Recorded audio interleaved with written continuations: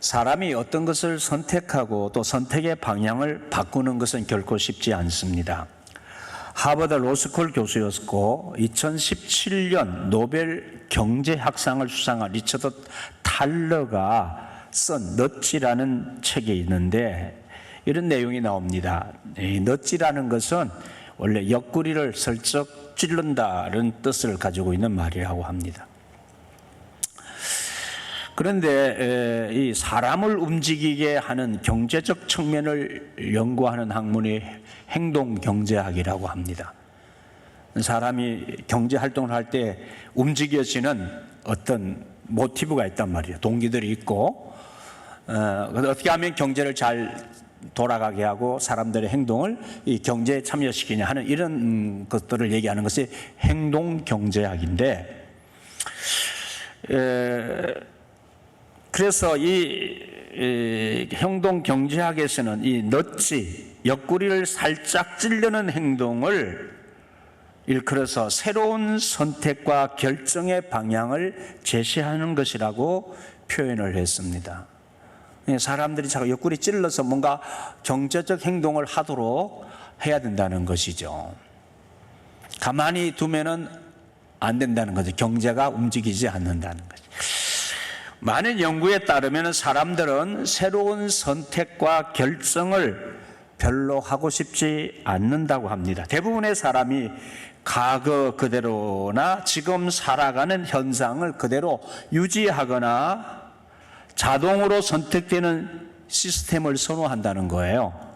이것을 전문용어로 디폴트 옵션이라고 하는데 선택하는 것이 아니라 웬만하면 그냥 옵션이 기본값으로 정해진 것을 그대로 유지하고 싶어 한다는 거예요.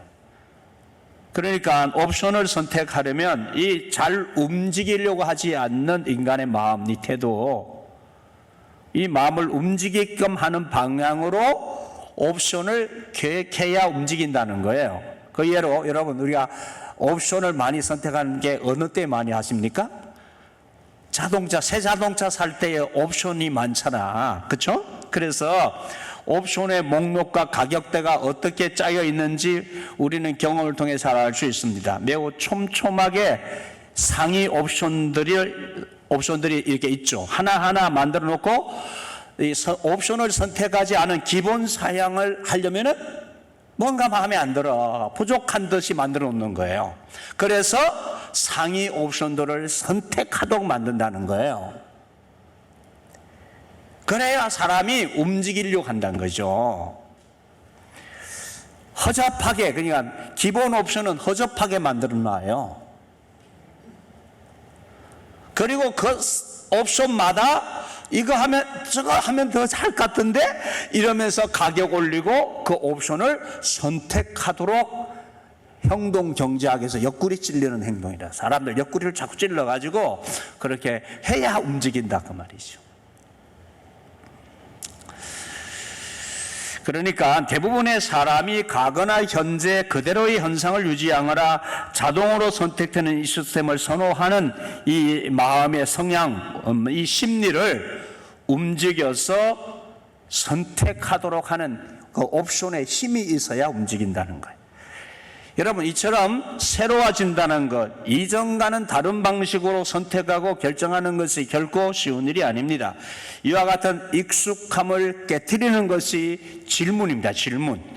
질문을 통해서 우리는 답을 찾을 뿐만 아니라 본질에 대한 깊은 성찰과 또 다른 질문, 올바름을 향한 질문과 선택을 향해 나아갑니다. 오늘 새벽에 헬로윈데이 축제에 갔다가 이렇게 수많은 사람이 압살을 당하는, 젊은 아이들이 압살을 당하는 이 일도, 이런 현상, 사회적인 현상이 질문을 안 해서 그런 거예요. 질문을 왜 이게 어디서 온 거고 이게 무슨 의미가 있는 것인지, 이걸 가야 되는지 말아야 되는지 이 질문 안 하고 덮어놓고 분위기에 편성해서 가니까 그런 거예요. 아니, 지금 이 아이들이요, 유치원 때부터 할로윈 데이를 축제로 배워가지고 커가지고 애들이 저러는 거예요. 아니, 어린이집, 우리 손녀 하원이 다니는 어린이집에서 내일 할로윈 데이 축제 한다고 그러는 거야. 보내지 말라고 그랬어요. 미친 것들 아니야 이거? 이게 유치원부터 이게 선생들이라는 사람들이 의식이 없어 질문을 안 하고 이 시류에 편성해가지고 이 시설 아이들에게 어릴 때부터 이게 무슨 일인지도 모르게 가르치는 거야. 학부모들이 뭐라고 그랬는데 유치원, 이 어린이집에서 이 할로윈 때 축제 같은 거 하지 못하도록 해야 됩니다. 이게 족보가 뭔지도 알아야 되고 무슨 정신으로 하는지 그게 다 이게 미신과 관계되어져 있고요. 이 미신을 가톨릭에서 받아들여 가지고 성인들을 숭상하는 축제로 만든 거예요. 오늘 종교 계획주의 이거 알아야 돼. 이런 거 다 바꿔야 된단 말이에요. 질문을 하고. 잘못된 문화 현상에 사람들의 의식을 망가지게 하는 이 잘못된 이 문화란 말이에요. 이방 악습이 이방 악습.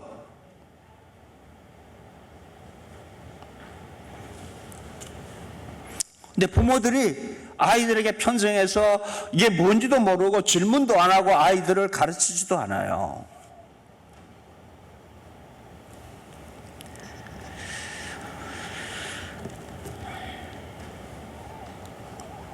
종교의 505주년을 맞는 올해 코로나19 전염병 사태 이후에 한국 교회는 재도약과 후퇴의 기로에 서 있습니다. 1517년 마르틴 루터가 95개조 반박문을 통해서 로마 가톨릭 교회의 부패와 문제점을 지적하고 교회의 진정한 변화를 촉구했습니다. 95개 항목의 로마 가톨릭의 반성경적, 반신앙적, 반지성적 반박문이 전 독일에 퍼지게 되면서 시민의 지지를 받은 루터의 종교개혁은 독일을 비롯해서 유럽 전역의 종교개혁의 물결을 일으켰습니다. 루터 종교개혁을 배경으로 태동한 개신교회는 이 개혁된 교회는 항상 개혁되어야 한다는 표를 내걸고 새로운 변화를 추구하고 있습니다. 하지만 오늘 한국교회는 종교개혁의 정신이 무색할 만큼 사회적 신뢰를 잃고 세상 속의 빛과 소금의 역할을 이 기능을 하지 못하고 있다는 쓴소리를 듣고 있습니다. 질문해야 됩니다. 왜 우리는 이런 쓴소리를 듣는지, 왜 우리의 신앙이 이 모양인지 질문을 해야 된다고요. 질문을. 내 신앙이 올바른 신앙인가 질문을 해야 된다고요. 이 설교가 올바른 설교인가 질문을 해야 된다고요.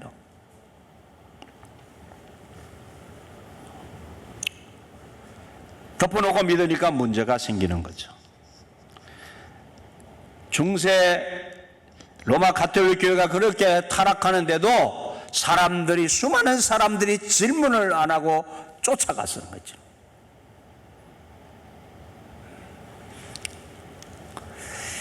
(505년) 전 성경으로 돌아갈 것을 외치며 시작된 종교개혁의 핵심 가치로는 5대 솔라라는 말로 표현하죠. 솔라는 라틴어입니다. 우리말로는 오직이라는 말입니다. 5가지 오직 성경, 오직 그리스도, 오직 믿음, 오직 은혜, 오직 하나님께 영광. 이거는 반대의 개념이 있는 거예요. 교회가 이 반대의 개념으로 반대의 삶을 살았기 때문에 이것을 바로잡자는 것이에요. 다시 말하면 오직 성경인데 오직 인본주의가 성경을 떠나서 이상한 가르침을 가지는 것, 가르침으로 사람들을 잘못된 길로 인도하니까 오직 성경으로 돌아가자. 오직 그리스도. 오직 그리스도가 아니야. 오직 황제, 로마 황제.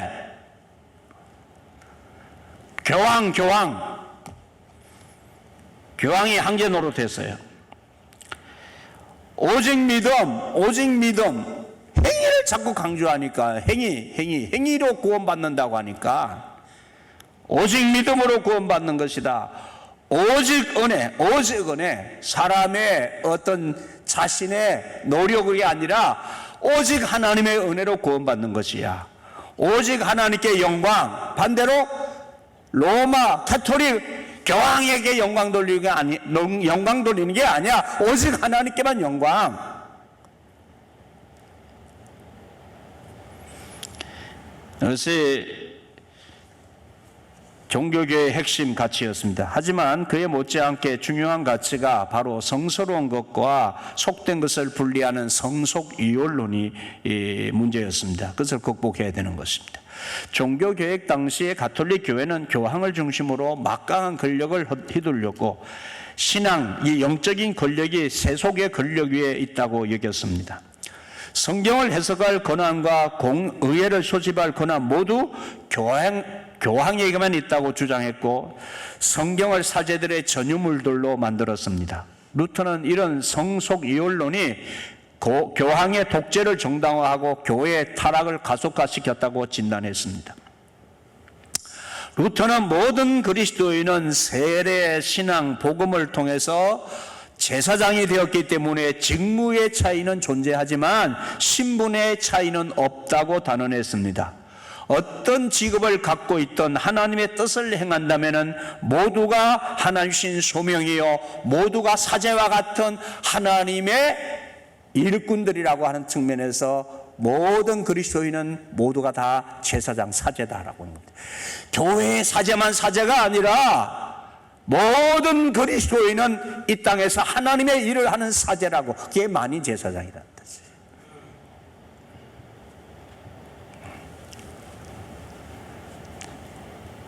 오늘 구약 하박국서의 본문에서 하박국 선지자는 두 가지 질문과 이에 대한 하나님의 응답을 이야기합니다. 이 질문을 통해서 백성들의 잠들어 있던 영혼의 옆구리를 찌르는 것이에요. 하나님의 뜻에 응답하라고, 하나님의 뜻을 생각하라고.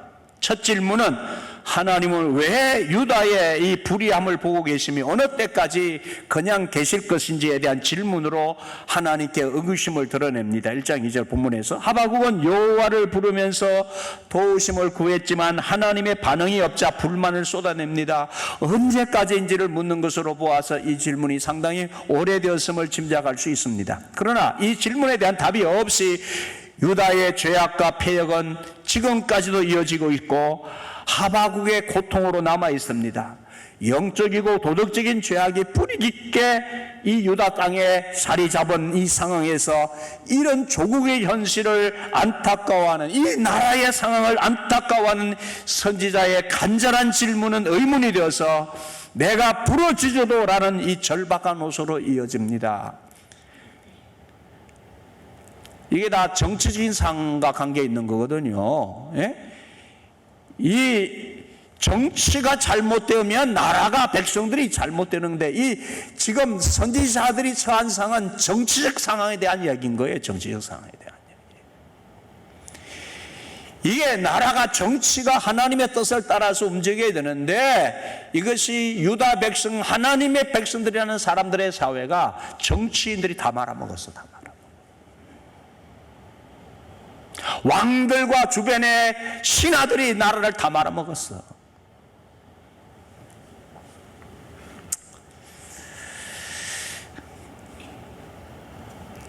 그래서 선지자가 절박한 호소로 하나님께 부르짖습니다. 그의 탄식은 더 구체적으로 특별히 유다 백성 가운데 있었던 겁탈과 포악함과 변론과 분쟁, 이와 같은 폭력적인 현실에 대해서, 이 사회적인 악에 대해서 고발하면서 사회의 질서를 해치는 이 유다의 문제, 이 유다의 정치적 문제를 지적하는 것입니다.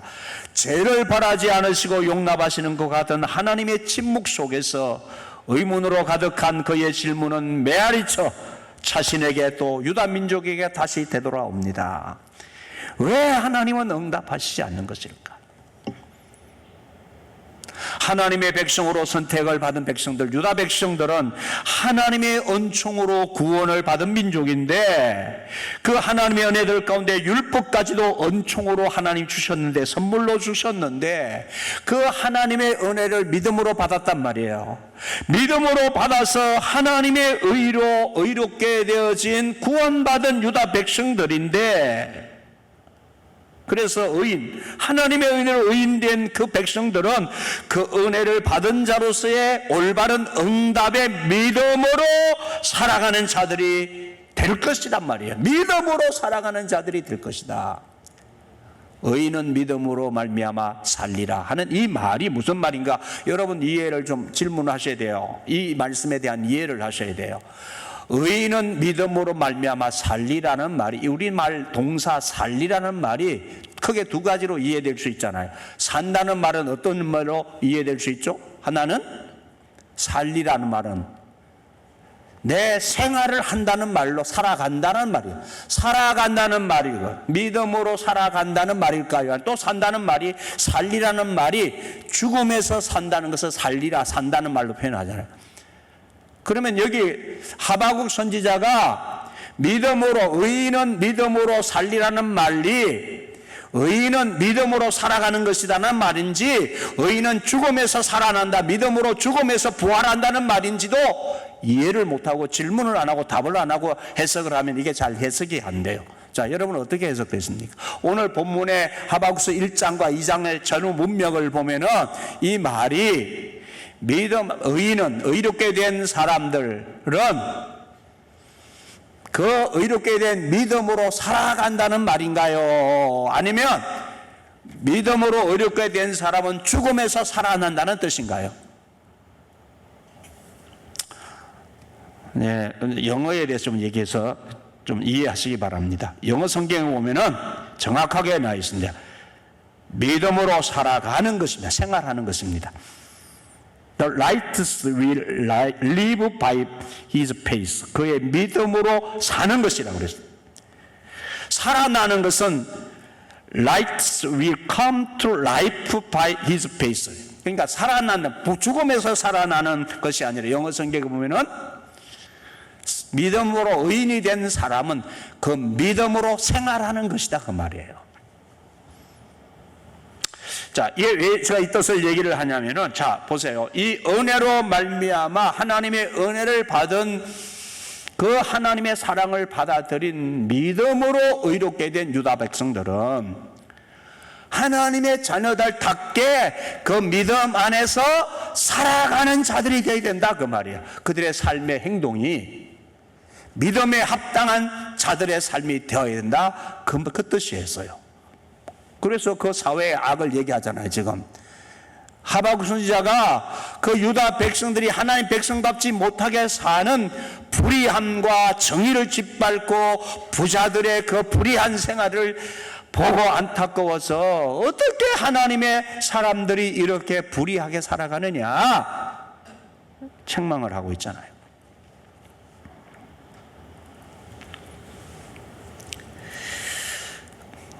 그러면서 그들의 신앙과 삶이 어디서 잘못되었는지 묻고 있는 것입니다. 이와 동시에 하나님의 정의가 무엇인지를 돌아봅니다. 그동안 너무나 익숙해진 신앙과 삶의 자리에서 아무렇지 않게 행해져 왔던 죄악을 보게 되고 자신들의 패역을 짚어보고 있습니다.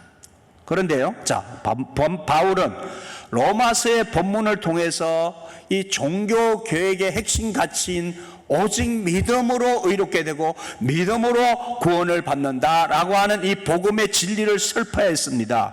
십자가의 은혜, 이 복음의 사건을 믿음으로만 의롭게 예금을 받아서 구원을 받게 되는 이 진리를 유대교에서 율법을 지켜야 의롭게 된다는 이 행위에 의한 구원의 가르침, 그 유대인들이 그렇게 가르쳤잖아요. 그렇게 믿었잖아요. 그 가르침의 잘못을 조목조목 짚어가며 가르치고 있습니다. 그런데 바울이 이 복음의 진술을 전하면서 하박국 선지자의 이 말을 믿음으로 말미암아 의롭게 되리라 하는 이 말을 인용을 했어요. 이게 앞뒤가 안 맞는 거예요.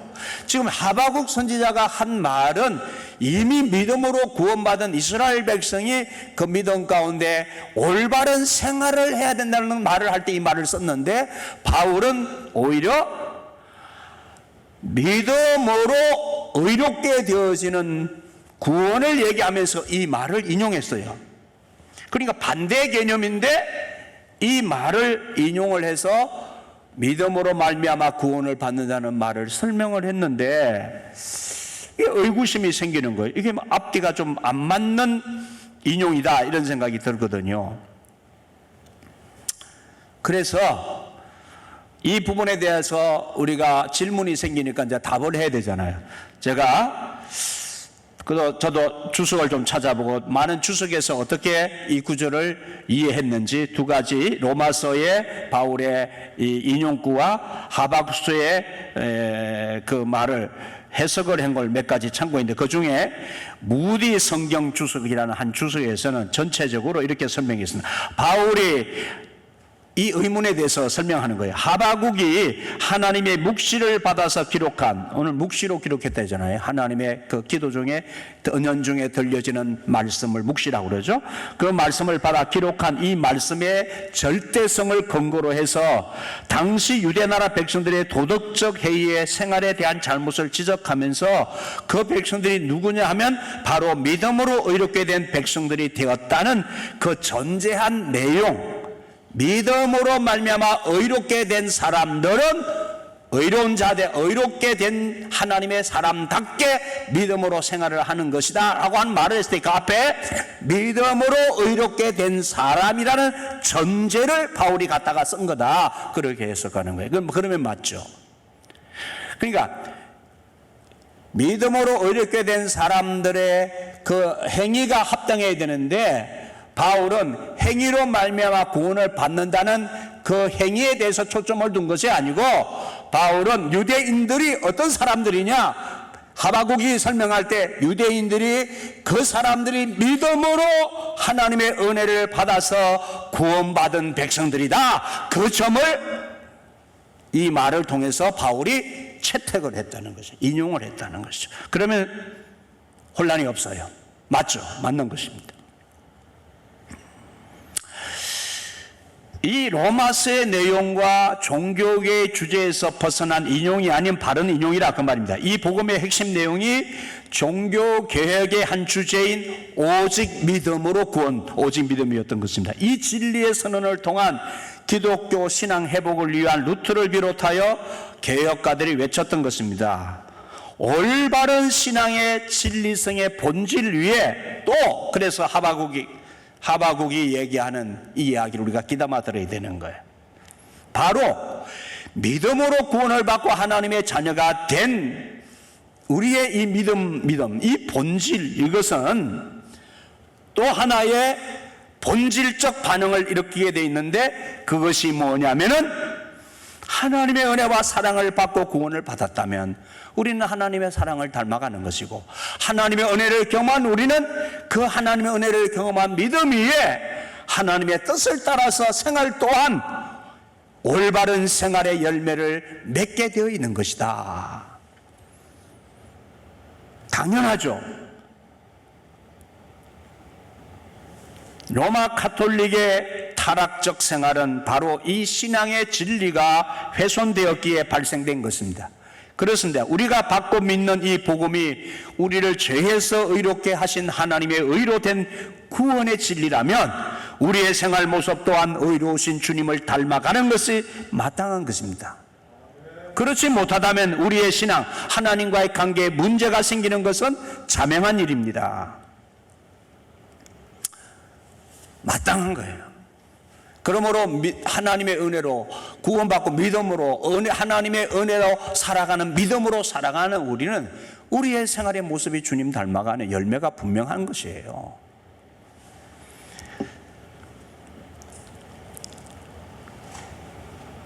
하바국 선지자는 그래서 질문을 하면서 깨닫습니다. 불의한 현실에 대한 하나님의 침묵이 무관심이라는 불안감과 의심을 가져오게 했지만, 이는 하나님께서 이미 하바국의 요청에 응답하시면서 그가 질문하기 시작했을 때 다시 하나님께서 그에게 알려주시는데, 하바국이 하나님의 정의를 요청하고 지금의 삶에 개입하시기를 원하는 간절함을 나타낼 때 이미 답을 주고 계신 것을 깨닫게 됩니다.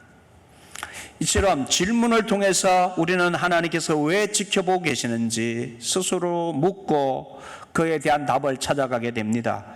유다의 불의를 모르시는 분이 아니고 정의롭게 해결하실 수 없는 분이 아니기에 하나님께 나아가 묻고 답을 구할 때에 그 문제에 대한 참된 응답을 얻게 됩니다. 오늘 우리의 삶의 자리, 왜 이런 어려움이 닥치는지, 왜 이런 고통과 이런 불의함과 이런 안타까운 상황이 생기는지 질문하고 질문할 때에 때로는 하나님께서 침묵하시는 것 같고, 때로는 답이 주어지지 않는 상황 속에서도 하나님께 질문하게 되어질 때에, 기도하게 되어질 때 하나님은 여러 가지를 깨닫게 하신다는 거예요.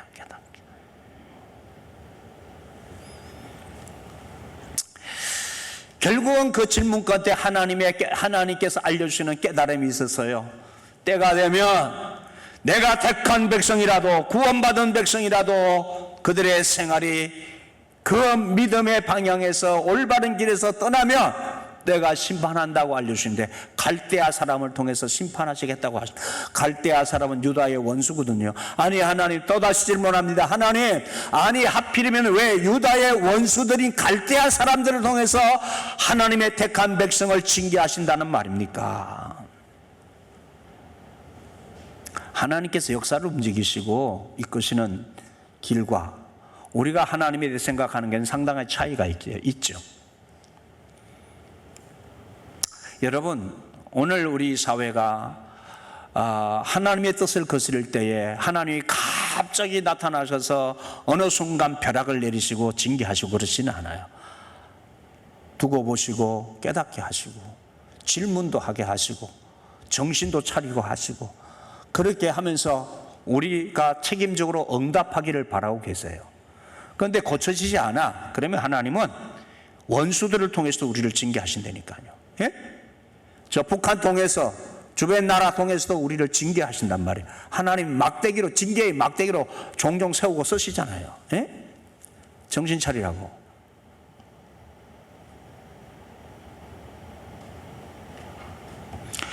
우리가 오늘 우리 특별히 그리스도인들이, 교회가 그래서 더 깨어 있어야 되고 정신을 차려야 되는 거예요. 네? 오늘 이런 시대를 바라보면서, 이 상황을 바라보면서 이 종교개혁을 기념하는 주일에 오늘 우리 그리스도인들 교회의 과제는 뭐냐면, 우리가 믿는 믿음, 그 은혜로, 하나님의 은혜로 구원받았어. 그런데 그 의인이 된, 구원받은 우리의 생활이 엉망이야. 우리의 믿음과 생활이 같지가 않아. 이거 이제 개혁의 과제인 거예요. 도대체 믿음을 어떻게 가르치고 배웠길래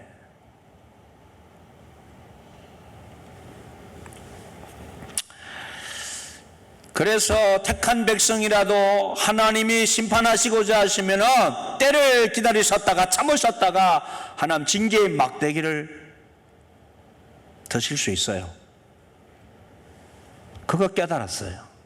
그런데 그 하나님의 음성이 들리는데, 묵시로 기록하라는 말씀이 들리는데 너무 충격적인 거. 이제는 여러분, 이런 충격적인 상황이 생기기 전에 정신 차리고, 의인은 믿음으로, 의롭게 된 우리가 믿음으로 의롭게 되었는데, 의롭게 된 우리는 또 믿음으로, 하나님을 믿는 바른 믿음으로 생활을 해야 될 책임이 있는 거죠.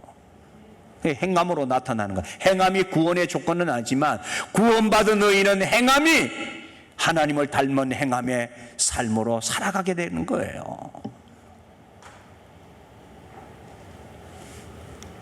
그래서 깨달음을 통해서 더 깊이 하나님을 알아가고, 이 깨달음을 통해서 우리는 정신을 차리고, 깨달음을 통해서 우리는 변화를 시도하는 결단을 하게 되어지는 거예요.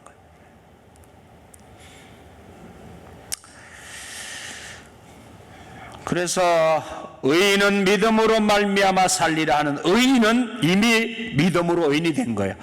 의인이 믿음으로 의인이 된 우리는, 그 의인은 의인답게 또 믿음으로 사는 거예요. 살아가는 거예요. 믿음으로 살아가는 거예요. 그 믿음, 하나님의 사랑을 받은 믿음, 하나님의 은혜를 경험한 믿음, 무조건적인 그 사랑으로, 십자가의 그 사랑으로 당신의 생명을 통째로 내어준 그 은혜, 그 사랑, 결코 값싼 사랑이 아니야. 그 값비싼 대가를 지불하고 우리를 피로 값주고 사신 그 은혜를 믿는 믿음으로 의인이 된 우리는 그 은혜에 보답하고, 그 사랑에 감사하고, 그 사랑에 의해서 이웃을 사랑하고, 이 땅에 하나님의 나라를 위해서 자기를 내어놓고 살아가는 그러한 생활로 연결되어진 하나님이 찾으시는 믿음, 이 믿음이 오늘 우리의 교회의 과제란 말이에요. 성경 야고보서를 좀 펴놓으시죠. 야고보서 1장을 펴세요. 야고보서 1장 그리고 2장을.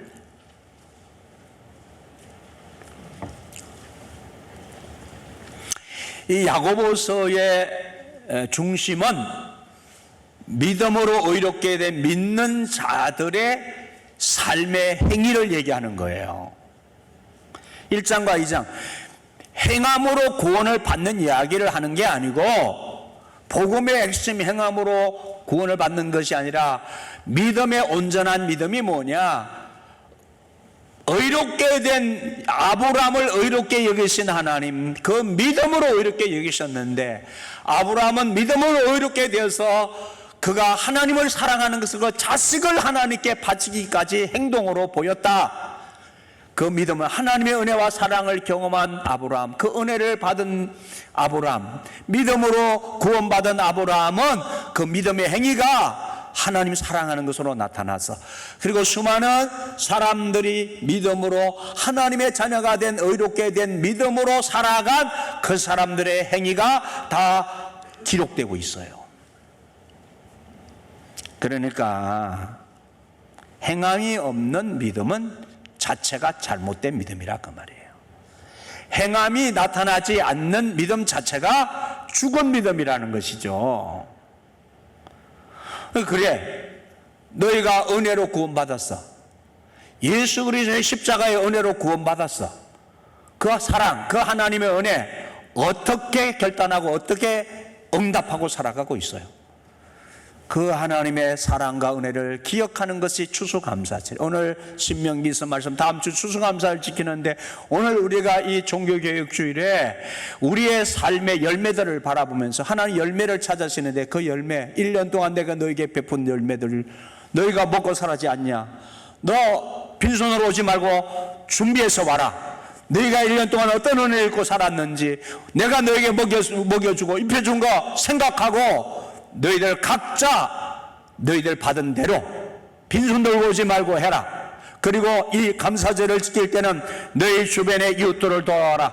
레위인과 손님들과 고아와 가부들을 돌아보면서 함께 즐거워해라. 이게 다 생활의 행위를 가르치는 거잖아요. 하나님의 백성들이, 하나님의 은혜로 구원받은 백성들, 의롭게 된 백성들이 믿음으로 의롭게 되어서 은혜를 받았다면 그 은혜 보답할 줄 알아야지.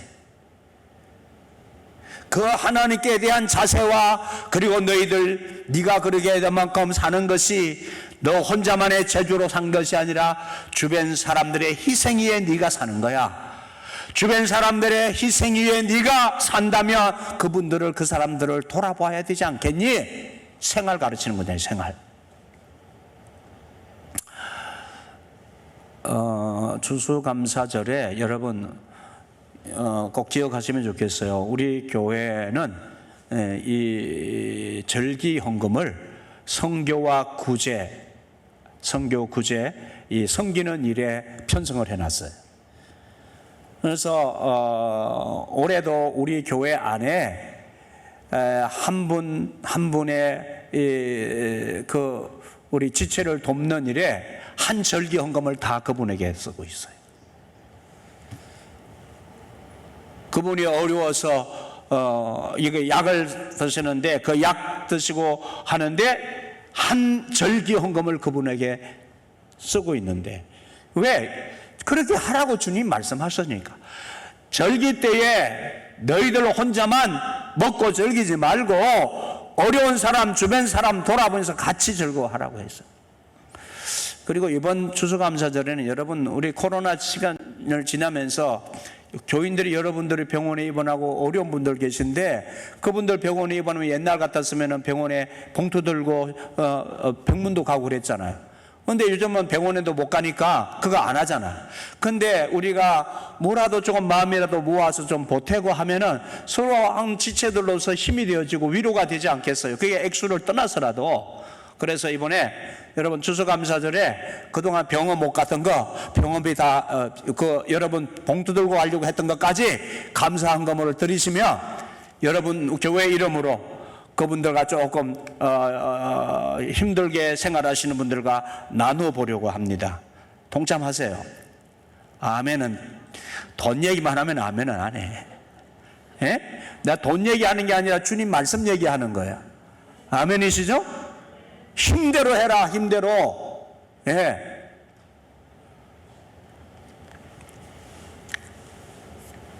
그리하면 하나님 복 주신다고 그랬잖아요. 그리하면 네가 내 말에 순종해서 그리하면 내게 복을 줄 것이다. 약속하셨죠? 오늘 본문에 복 주신다. 복되는 삶을 가르치시는 거예요, 여러분에게.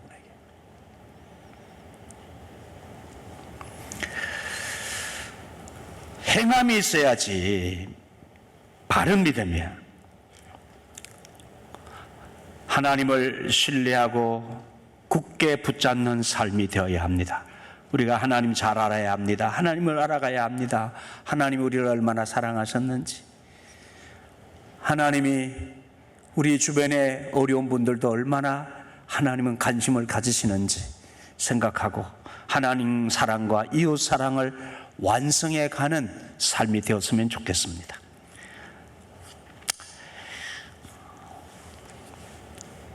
마지막 한 가지 이야기를 하고 말씀 마치겠습니다. 1974년, 벌써 48년 전입니다.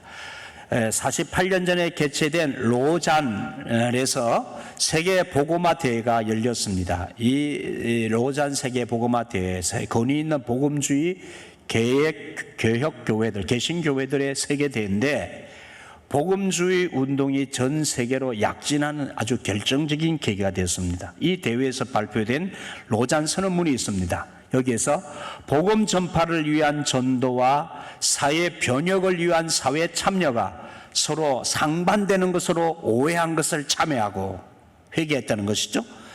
사회 행동이 곧 전도는 아닐지라도 전도와 사회 정치적 참여는 그리스도인의 의무의 두 가지 부분이라는 것을 인정한다고 선언했습니다. 네. 그러니까 우리가 여러분, 이 사회에서 일어나는 일들, 정치에서 일어나는 일에 대해서 우리는 서로 그것이 선교도 아니고 전도도 아니라는 이 상반된 뜻을 가지고 우리가 그동안 살았는데 이거 회개했다는 거 아니에요. 오늘 우리 사회에서 일어나는 일과 정치적인 일에 대해서 그리스도인은 참여하고 이 사회와 정치적 상황을 하나님의 나라로 만들어 가야 한다는 선언문을 48년 전에 채택한 거예요. 그러니까 여러분, 목사가 정치적인 이야기를 하는 것은 여야의 어느 편을 들면 목사는 그건 안 되지만, 목사가 나라를 선거해서 정치적 상황과 사회적 상황이 잘못된 것에 대해서 바로 잡고 때로는 격려하고 때로는 꾸짖고 하는 것은 정치적인 행위죠. 정치적인 행위인데 나라를 바로 세우고자 하는 당연한 가르침인 것이에요. 뭐 정치적인 얘기만 하면 뭐 정치한다는 얘기를 합니다. 잘못 생각하는 거예요, 그거. 이미 48년 전에 개혁교회들이 세계대회를 하면서 선언했다니까요. 기독교인은 정치에 참여에 대해서 정확하게 얘기하고 바른 길을 제시하는 것이 우리의 전도요 선교적 의무라는 것이에요. 왜? 나라 꼴이 잘못되면, 사회가 잘못, 정치가 잘못되면 백성들이 어려움을 당하니까, 하나님의 뜻이 유린당하니까.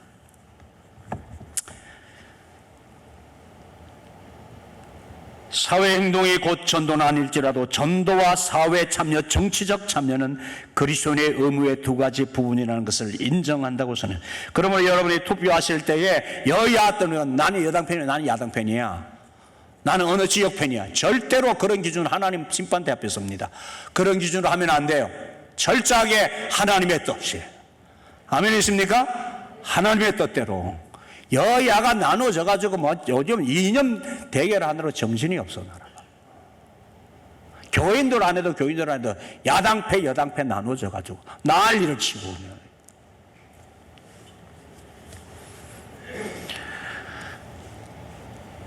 잘하는 것은 어느 진영이 있는지 잘하고 격려하고, 못하는 것은 어느 진영인지 못한다고 얘기하고, 바른 길을 제시해야 됩니다. 바른 길. 그것이 그리스도인이요 교회가 해야 될 일이에요. 동시에 행함이 없는 믿음은 죽은 것임을 강조하면서, 이 로잔 선언문입니다. 전도의 결과는 그리스도교의 순종, 그의 교회와의 협력, 세상 안에서의 책임 있는 봉사를 포함한다고 정의했습니다. 그리스도인의 삶은 단순히 교리적이고 신학적인 헌신이 아닌 믿는 바를 실제 삶에서 추구하는 제자도임을 천명한 것입니다. 그렇습니다. 이 로잔 운동은 일방적으로 성경을 가르치던 선교, 현지인의 상과는 동떨어진 선교에서 신앙과 생활이 일치된 총체적 선교로의 길을 열게 되었습니다. 여러분 맡겨진 일터, 여러분의 직장이 하나님이 보내신 선교지인 것을 아십니까? 여러분의 가정이 하나님께서 여러분을 보내신 그곳 세우신 선교지임을 아십니까? 신앙과 삶의 일치를 위해서는 우리 크리스찬이 대부분의 시간을 보내는 직장과 가정에서 그리스도인으로 살고 있는지 짚어봐야 합니다. 우리 그리스도인 모두는 각자 가정에서 일터에서 소명의식을 회복하는 것이 속된 것과 성스러운 것, 성과 속 이혼론 탈피를 위해서 가장 중요한 과제입니다. 교회에서 하는 일과 가정에서 하는 일, 직장에서 하는 일 모두 똑같이 하나님을 기쁘시게 하는 일이라는 것이 종교개혁의 중요 사상 중 하나입니다. 초기 청교도들에게는 이 정신이 잘 전수됐지만 지금은 많이 이 정신이 희박해진 것을 보게 되어집니다. 여러분, 교회에서는 교회 일만을 하나님의 일이라고 말하고 직장과 가정의 일은 먹고 살기 위해서 그냥 생활하는 그 공간이라 그렇게 치부하는 경향이 있다는 것입니다. 만약에 그렇다면 이런 생각은 하나님이 여러분의 가정에, 여러분의 직업의 직장에 부르신 소명의 결여입니다. 여러분, 그래서 우리는 이 땅에서 내 가정이나 우리 직장에서 내 일터에서 하나님의 부르심, 소명의식을 회복하는 것이 중요한 과제입니다. 직업을 보는 관점에서도 세 가지 방향이 있습니다. 돈벌이 수단인 짭. 이건 일반적으로 하나님 의식이 없는 사람은 그냥 직업이 돈벌이 수단이야. 돈벌이 수단. 먹고 살기 위한 돈벌이 수단. 또 어떤 사람은 출세의 수단인 캐리어 쌓는 일이야. 네? 그런데 그리스도인은 직업이 하나님의 소명인 거예요. 여러분의 가정이 하나님의 부르심의 자리인 거예요. 가정을 하나님의 나라로 만들어야 되는 것이죠. 여러분의 직장과 일터가 하나님의 나라를 세우는 선교지인 것이에요. 소명의식으로 사명감을 가지고 가정을 이끌고 여러분의 직장을 이루셔야 되는 거예요. 눈 비비고 일어나면서 직장 나가기 싫다고 그 이유가 돈벌이 하는 것인가 힘든 거지. 그 선교지면 힘들어도 할렐루야 하고 가는 것이지. 아멘은 또 죽어도 안 해. 아니, 직장이 하나님이 여러분을 월급까지 받게 하면서 선교지에 보내시는 것인데, 월급 안 주어도 선교지 가는데 돈까지 받으면서 선교지 보내는데 할렐루야 하고 가야지.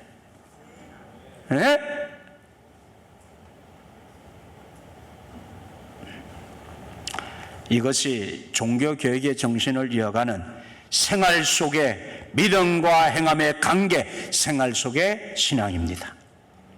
기도하시죠.